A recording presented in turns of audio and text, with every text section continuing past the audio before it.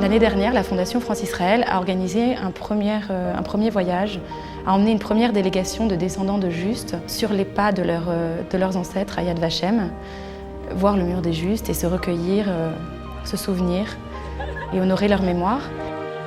Ils ont contacté via Yad Vashem un certain nombre de familles descendants de Justes qui ont dû mandater des jeunes entre 20 et 35 ans pour participer à ce voyage.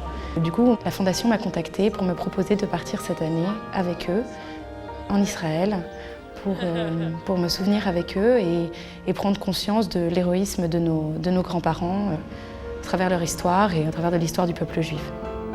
Il s'agissait à la fois de montrer à ces jeunes, d'une part, un visage d'Israël qu'ils ne connaissaient probablement pas, de leur rappeler leur ascendance, si je peux dire, et qu'ils puissent se rendre compte à quel point les Israéliens, les peuples juifs en tant que tels, réservaient une attention particulière à ceux et celles qui ont sauvé des Juifs pendant la tourmente, et comment nous les considérons. Pour ma part, je considère ce juste, puisque au Comité français d'Yad Vashem, notre activité est essentiellement tournée vers la recherche des justes, leur nomination et la remise des médailles et diplômes qui leur sont décernés par l'État d'Israël. Eh bien, c'est l'action de ces personnes, de ces justes parmi les nations, ont en quelque sorte, en partie, effacé l'humiliation. Ils étaient une sorte d'étoile qu'on ne aperçoit que la nuit. Et ce sont des étoiles qui doivent nous guider et qui doivent guider surtout la génération qui nous suit dans leur acte au quotidien et ça va servir de leçon en quelque sorte.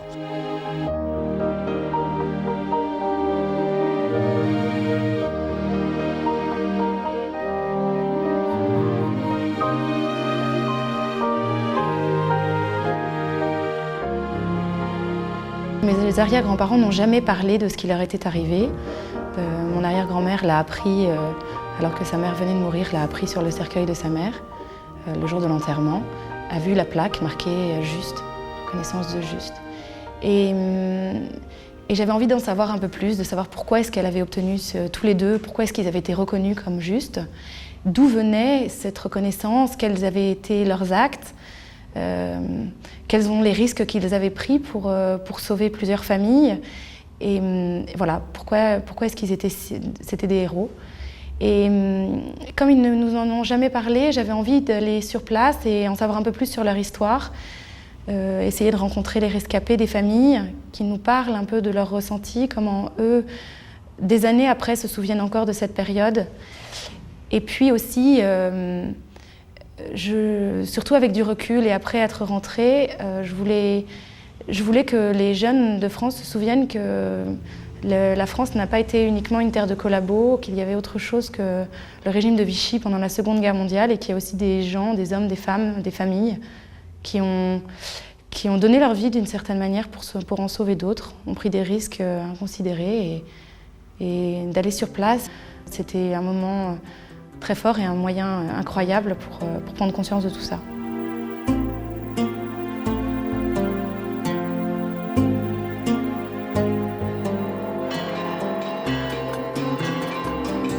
La première partie, on arrive à Jérusalem. On va à la découverte des lieux saints de Jérusalem. Même si on y va dans une démarche totalement, je dirais, passive, juste dans le souhait de visiter les lieux saints, on est quand même rattrapé par l'histoire.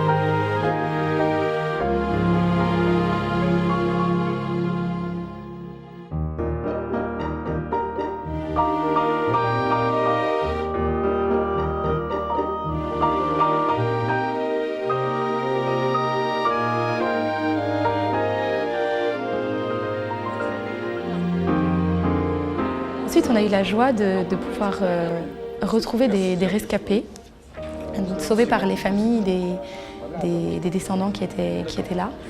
Et c'était un moment excessivement émouvant. Oui, parce qu'on n'a jamais eu l'occasion de discuter.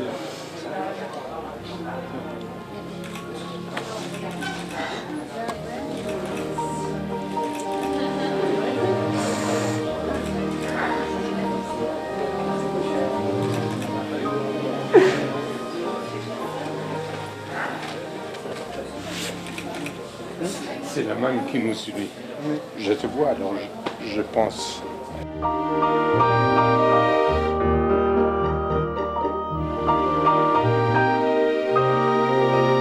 Ils sont tellement fiers que je sois là. Je suis une partie de cette famille, il n'y a rien à faire.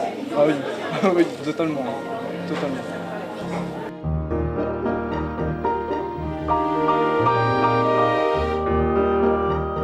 Ce qui nous réunit aujourd'hui, c'est le travail de mémoire que veut faire la Fondation France-Israël, qui va permettre de rendre hommage aux justes parmi les nations.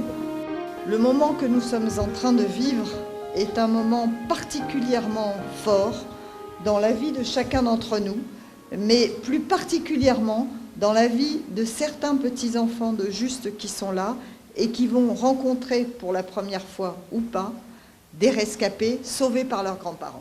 Les jeunes générations ont appris très récemment l'histoire de leurs grands-parents et de fait l'histoire des justes, c'est-à-dire des Français qui se sont comportés pendant la guerre comme des héros et qui, au prix de leur vie, ont sauvé des Juifs. Moi, c'est Blaise, j'ai 21 ans, je suis moitié italien, moitié français. Mes grands-pères ont gardé 2 petites filles juives pendant les derniers 3 mois de la guerre. Moi, c'est pendant la guerre, mon grand-père qui a hébergé David pendant 3 ans. L'histoire en elle-même, je ne l'ai pas vraiment connue et je la connais toujours pas. Je vais la découvrir en même temps que vous, en fait. En fait, j'ai juste... Tu veux un verre d'or? Non, ça va.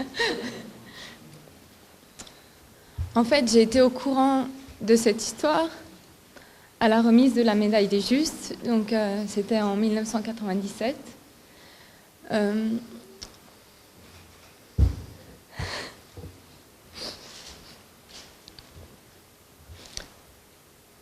Pour mon grand-père, en fait, c'était normal de faire ça. Donc... C'est mon arrière-grand-mère et ma grand-mère qui ont sauvé une famille de 7 juifs dans le sud-ouest, près de Biarritz. Et ma grand-mère était postière et une autre famille protestante est venue la voir pour lui dire « il y a une famille qui est bloquée, est-ce que tu peux les héberger ?» Et ni une ni deux, elle a dit oui.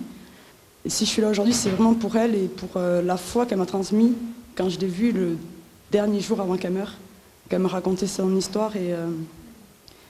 Elle est morte, elle avait le sourire, et en me racontant cette histoire, et ça m'a donné envie de poursuivre en cherchant le peuple juif, qu'est-ce que c'était. Et pour moi, c'est une fierté et un honneur d'être ici, pour ma grand-mère, pour ma foi. C'était mon arrière-grand-oncle, le frère de mon arrière-grand-mère, Arthur Saint-Ex. Donc il était archiprêtre, homme d'église de la hiérarchie catholique. Et il a aidé, sauvé des Juifs en les cachant dans le clocher de son église. Et il était donc notamment le père de Dora. Dans le petit village de Lectoure, dans le Gers, des gendarmes sont venus arrêter mon père. Ces gendarmes ne sont pas rentrés dans la maison. Ils sont restés sur le pas de la porte, disant que Israël Weissman, le nom de mon père, est sur la liste d'arrestation. Et j'avais 11 ans à l'époque, j'ai tout entendu. Maman qui était d'origine allemande, qui ne parlait pas très bien le français, comme elle était extrêmement émue, elle disait oui, elle disait non, elle ne répondait pas juste aux questions. Moi, une petite fille de 11 ans, je suis intervenue et j'ai dit que mon papa n'était pas à la maison. Le gendarme a dit, mais écoute ma petite, si ton père rentre ce soir, tu lui diras de préparer une petite valise et nous reviendrons le lendemain matin. Ils nous ont avertis, ma mère, ma petite sœur et moi, que mon père était en danger. Le lendemain, très tôt, et je ne sais vraiment pas comment, un jeune garçon est venu disant que l'archiprêtre de l'église demande à voir mon père. Mon père est sorti de la maison, il est allé seul à l'église et il a été caché par l'archiprêtre Saint-Ex dans le clocher de l'église pendant 8 jours. Pendant, je peux dire, une quarantaine d'années, cet épisode m'a poursuivi. Je ne connaissais ni le nom de l'église, ni bien sûr le nom de l'archiprêtre. Ça nous a pris longtemps. Ça a pris à peu près plus de 2 ans et demi, pour rechercher la famille de l'archiprêtre. L'archiprêtre Saint-Ex a sauvé mon père. Et je peux dire, c'est toujours Capucine qui me tranquillise, et je peux dire que grâce à l'archiprêtre Saint-Ex, le grand-oncle de Capucine, mon père a échappé aux griffes des nazis. Pour moi, aujourd'hui, c'est quelque chose d'extraordinaire. Imaginez, en août 1942, mon père est caché dans le clocher de l'église. C'est presque, je crois, 70 ans après, par le biais de Capucine, que je peux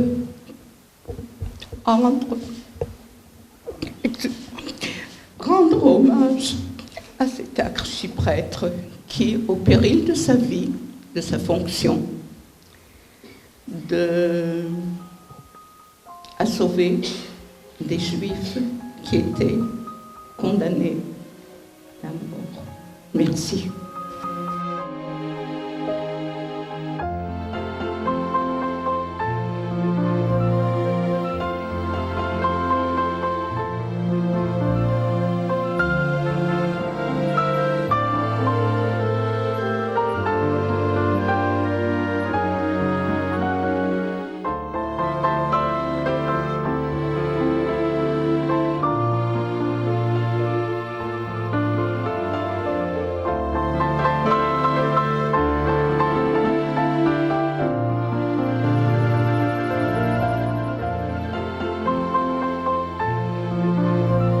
Dimanche soir, nous avons pu assister aux cérémonies commémoratives de la Shoah en présence de Benjamin Netanyahou et de Shimon Peres au mémorial de Yad Vashem.